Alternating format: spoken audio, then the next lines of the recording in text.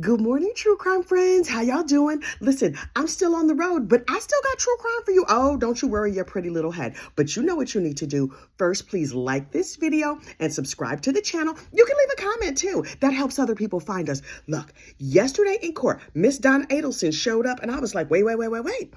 What have we here? It seems to me that Donna Adelson finally has got her act right, fully installed. She said in court like she had some common doggone sense, and I, for one, was proud of Mama Donna. Now listen, if you don't know the story of Donna Adelson, oh honey, where have you been? You have missed a lot. I'm just going to give you the quick and dirty. Donna Adelson was a rich dentist's wife, and she was just like, I love my kids, Charlie and Wendy and that Robert, even though he doesn't really speak to me. And then Wendy married this dude, and they got divorced. And she was like, Wendy, we don't like how your ex-husband is behaving, so we're going to unfortunately unalive him. So Donna and her son Charlie got together. You know, they pooled their money like you do. Like when you pass the hat for an unfortunate unaliving, they passed the hat and they hired a hitman, and the hitman went and took the about to choke to death. Took Wendy's ex-husband off this mortal coil. It was very sad. And there have been 3 trials now. The hit people got tried. The go-between lady got tried. Charlie Adelson was tried and convicted. And now, 10 years after the crime, Mama Donna was caught trying to flee to Vietnam, but they picked her behind up at the airport. Child, it was a whole scene. It was a whole situation. And there is an entire Adelson crime family playlist. I will link it in the description of this video. But look. So when Donna first got arrested, she was wilding out in court. She showed her full behind. She was like, she was sighing and rolling her eyes and acting crazy. Now, she shows up in court, she sits down, and she acts like she has some common doggone sense. She had this lawyer that she thought was going to, she's like, this lawyer, Daniel Rashy, he's just going to, I know he was my son's lawyer. And my son got convicted, but I'm sure he's going to do a much better job for me. And then the judge was like, girl, it's going to be a no. He can't be your son's lawyer and be your lawyer if y'all are in separate trials, because that's a conflict of interest. Also, Charlie Adelson was like, hey, I'm in prison for the rest of my life based on what me and my mama did, and I don't want my lawyer talking to nobody. So Donna was like, wait. I can't have the lawyer of my choice. Okay, I'm going to hire some new attorneys. And then Donna went out in these Tallahassee streets and she hired 2 new lawyers. And I was like, okay, good. Maybe she's going to get a good defense. No problem. One of the lawyers that she hired is very well respected in the Tallahassee community, and good for her. The other lawyer is a former judge who got kicked off the bench. Donna girl, you have terrible taste in lawyers. I'm not saying this lady is not a good lawyer, but if you get fired from your job and banned from being a judge for the rest of your life, you might not be the right lawyer for me. I'm sure she's the right lawyer for somebody. Clearly, she's the right lawyer for Donna. She's just not the right lawyer for me. Also, I am not in the habit of unfortunately unaliving people, so there's that.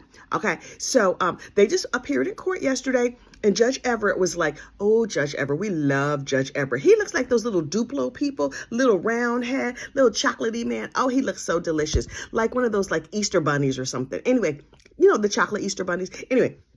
So Judge Everett was like, once we set a date. He talks kind of slow. We like him a lot, but he talks real slow.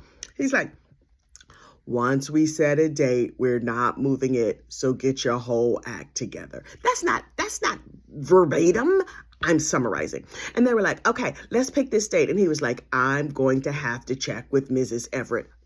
Judge Everett, that's real smart, because what you don't want to do is make your wife mad. So they picked a date, I believe, for this summer.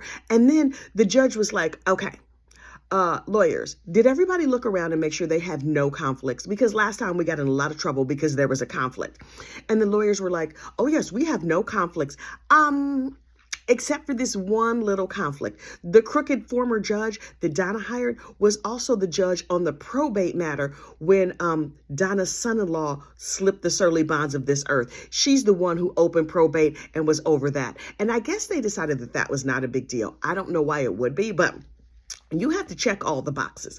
And so that lawyer, the lady lawyer, who was kicked off the bench, was like, yeah, nice, it's not going to be a problem. And the judge looked at the situation and talked about it. And he's like, okay, this is not a big deal. And so that was it. Now, You know what you're here for. You're here for that good. You want to know what Donna looked like. First of all of her hair dye has grown out, so she's in her natural gray. Okay, it's not terrible. I mean, does it age her? Yeah, because gray ages lots of people. Her hair is not terrible. And last time she was in court, she was looking puffy. I was like, oh, Mama Donna has taken advantage of all the zuzus and wham-whams they have available on commissary. So clearly she has found fewer honey buns and beef cheese sticks or whatever they have down there. I'm not fully up on what they serve in the prison system in Florida, but I believe she's opting for some healthier options, less mush, and more vegetables. Do they serve vegetables down there? Anyway, she looked decent. She looked bright-eyed and bushy-tailed. And she's going to need to be bright-eyed and bushy-tailed because it's my personal belief, she's going to prison for the rest of her life. But we're going to have to wait and see. We don't know. At this point, she is innocent unless she is proven guilty. You know who else was in court yesterday? Luigi Mangione, the CEO shooter. Now look, normally, last time he was in court, I mean, he was only just captured like a couple of days ago.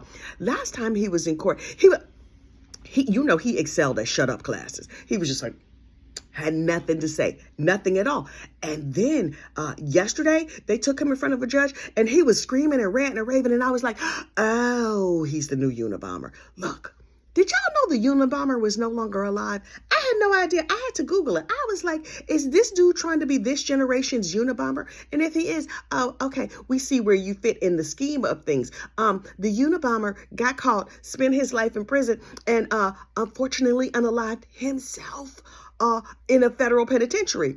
Okay, I did not know that till yesterday, but this is what research will get you. Uncle Google is your friend. Anyway, so this new Unabomber, Luigi, was going into court and he was jumping up and down and screaming and ranting and raving. He was big mad. Also, I think his brain is big ticklish. Like, sir, I understand that you're mad about health insurance companies and that's terrible. Also, when you disagree with people, you're not allowed to unfortunately unalive them. That's not a thing. I don't know if you read like the rules of society or etiquette or common sense, but just because you disagree with somebody, you can't be like, you and I disagree. Bad manners. I know he was raised better than that. I know his mama is like, but we've gotten new information on this dude. Apparently, several weeks before he committed his crime, his mother reported him missing. Rorge. Like, she's like, one of my babies done gone all the way to the left. He is one of 5 siblings from a very wealthy family. His father inherited like a fortune, a real estate fortune from the grandfather. They own country clubs. They didn't just belong to country clubs. They owned country clubs. Is it just me? I didn't know you could own a country club. I thought they were like, I don't know how I thought they were structured, but I didn't know you could own a country club. These people own lots of country clubs, which I feel like he should have been able to afford health care. Maybe he's mad about something else.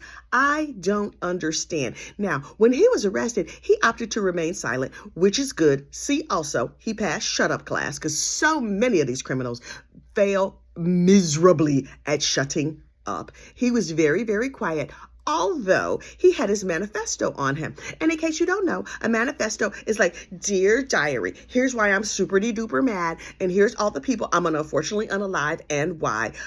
Thank you so much for reading this. And I'm like, sir, I understand that you were real quiet and good for you. But also, if you wrote down all the reasons why you did the terrible thing and it's in your handwriting and it's on you and the weapon that you made yourself homemade, it's kind of the same as you talking. It didn't matter if you shut up. If you had a whole note in your pocket that told exactly why you did all the things, sir. And there's some conspiracies out there. I guess they're not conspiracies. People are like, well, no jury would convict him. I would convict him. Because I don't think you should be able to just pew people you disagree with. I'm telling you, bad manners. So I understand that people are upset about the healthcare system. Great. I don't think that this situation with this dude did is going to fix it. So the new Unabomber is innocent unless he's proven guilty. But there was that note. So he's hired a lawyer. His lawyer, is this Dick Harpootlian's first cousin? Look, if you don't know who Dick Harpootlian is, Uncle Google is your friend. Go on and Google poop poop, because he's a whole mess. Anyway, so Luigi Mangione's new lawyer is giving me very, very much Dick Harpootlian vibes. We just gonna have to see how this whole situation goes down. Last but certainly not least, Mr. Deobra Redden. You remember Deobra, the judge jumper? He was over there getting sentenced in Vegas, and the judge was like, yeah, I'm gonna have to send you to prison. And he was like, I bet you not. And then he took 3 giant steps, flew over the bench, and jumped on the judge and started bonking her on the head. Now, at the time of this crime, I assumed, possibly made up the rumor, that he was bonking her on the head with a gavel. Turned out it was so much worse than that. He grabbed her by her hair and was banging her head on the floor. And then the bailiff and the court clerk jumped in and was trying to pull the dude off. It took 3 full-grown men to pull this crazy man off the judge. And so finally, they took him in the back, and he was spitting on people and going crazy, just losing his ever-loving mind. Very Tasmanian devil. And so yesterday, he was in court for his sentencing. And he was like, Your Honor, the district attorney is making it sound like I don't care about people. I care very much about the judge's health and well-being. For what? Sir, if that's you caring about somebody, please don't care about me. Please stay far, far away from me. I don't think that's how caring and affection works. Jumping on them and trying to unfortunately unalive them, also not a way to demonstrate kindness and caring. You should maybe go back to the drawing board on that. And the mental health professionals took a look at this dude. Now, his defense attorney was saying he was having a psychotic episode. Well, according to the mental health professionals, he didn't do the thing he did because he was having a mental health episode. He did the thing he did because he was mad, and he has a personality disorder. Oh, that explains a lot. Apparently, his mother was a narcotics enthusiast when she was pregnant with him.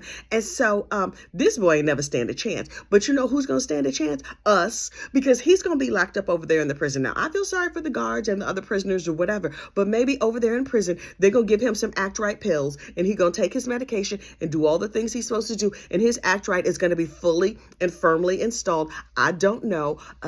Good luck, Mr. Redden.